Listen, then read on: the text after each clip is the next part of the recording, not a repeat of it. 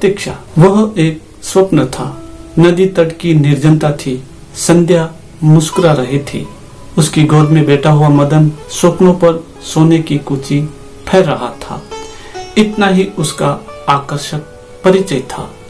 वह वहां बैठकर कुछ पंक्तियां लिखता और पास ही के एक लता भवन में संसार की दृष्टि से छिपकर अस्फुट शब्दों में उन्हें गाया करता था। इसी गाने पर सुंदरी एक दिन मुस्कुराकर चली गई थी।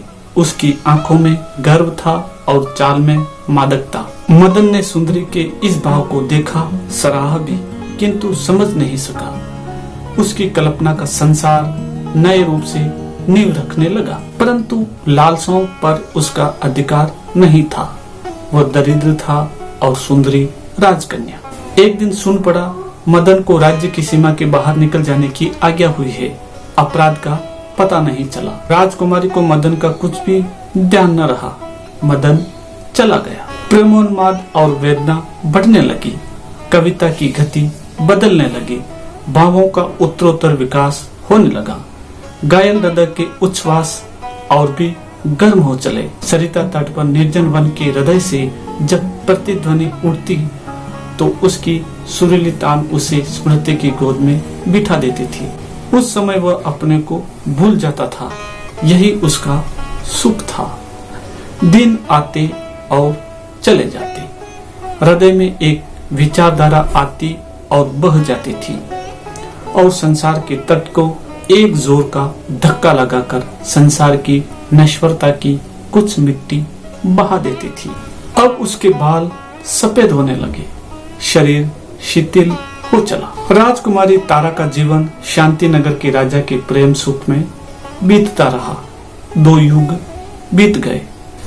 अब राजकुमारी एक वह रंगस्थली है जिसके यौवन का नाटक समाप्त प्राय और एक विगत गौरव की छाया समृद्धि है।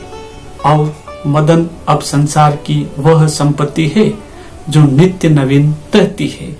वह कवि है जो विश्व के हृदय में सदा ही सजीव और सचेष्ट है। अब उसे और कोई आशा नहीं थी। केवल जन्मभूमि की स्मृति से उसका आकर्षण कभी भी असवय हो उठता था। वो चाहता था उस प्राप्ति के हृदय पर अपनी पूर्णता को खाली करे, कुछ शांति पावे। शांति नगर के राजा का निमंत्रण आया। कवि उस नगर में गया। चारों ओर हर्षोल्लास का सागर उमड़ रहा था। तारा तक कवि की प्रशंसा पहुंच चुकी थी। कवि ने इतने संसार के रहस्यों के ही गीत गाए थे। छिपी सौंदर्य श्री की तलाश थी। उसकी आंखों में तेज था। उसका व्यक्तित्व अजय था। अतीत की व्याकुलता और निराशा की चिर शून्यता झलक रही थी। उस दिन महाराज की ओर से सभा हुई। मंच पर कितनी ही आंखों ने उसे देखा। बार बार अतृप्ति की उत्सुकता में भर भर कर कितने ही अपरिचित हृदय उसके परिचय से प्रसन्न थे। उसकी वाणी सभा में विजय हुई। लोगों ने कहा यह देवता है। कवि एक दिन राजा के बाग में झील के किनारे टहल रहा था। पार की घनी हरियाली जैसे चुपचाप उससे कुछ कहना चाहती हो, यह समझकर उसके निराश प्राणों में सजीवता आ जाती। वह गाता, झील की लहरें उस पर ताल दे देकर उसका समर्थन करती। वह सुनता, समग्र वायुमंडल में उसके गीत गूंजते रहते। उसकी आंखें पीछे फिरी। उसने देखा राजमहल में एक स्त्री अपने बच्चों को खिला रही है। देखा उसके यौवन की समाधि पर लावण्य आज भी उसका सहचर है। बार बार देखा। स्मृति ने उससे कहा, हाँ यह वही राजकुमारी तारा है। वह बड़े स्नेह से बच्चों को खिला रही थी। उनकी हंसी के साथ वह भी हंस पड़ती थी।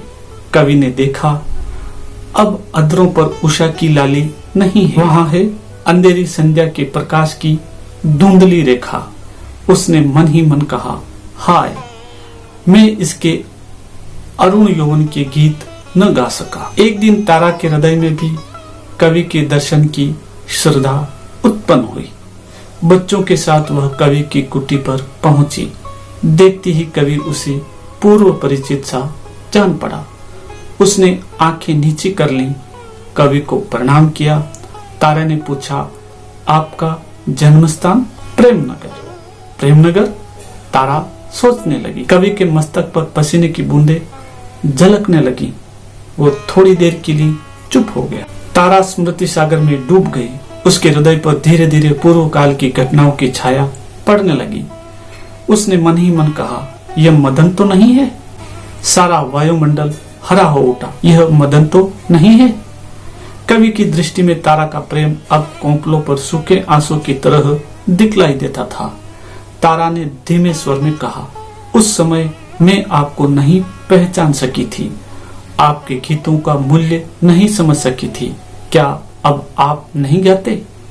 अब सरिता की धारा में वेग नहीं है। कवि ने एक बार आकाश की ओर देखा। धुंधली संध्या थी।